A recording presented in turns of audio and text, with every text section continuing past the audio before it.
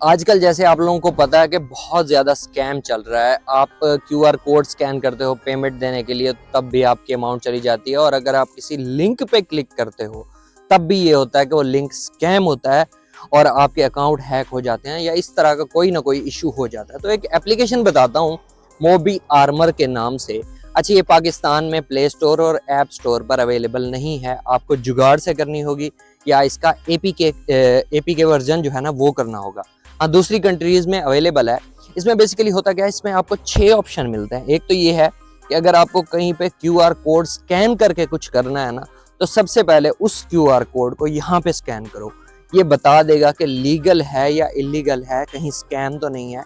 और दूसरी बात, अगर आपके पास कोई लिंक आता है तो उस लिंक को कॉपी करो, यहाँ पेस्ट करो, वो आपको बता देगा कि ये लिंक सही है या नहीं है। और तीसरी चीज़ ये, आपके मोबाइल में अगर डिफरेंट एप्लीकेशंस है ना, तो उनको रेट भी करता रहता है ये साथ। तो आपको बता देगा कि भाई इस एप्लीकेशन की रेटिंग जो है वो बिल्कुल सही नहीं है, इसको आप डिलीट कर दो। इस तरह काफ़ी ज़्यादा स्कैम से आप बच सकते हो। तो इस एप्लीकेशन को ढूंढ के डाउनलोड कर लो।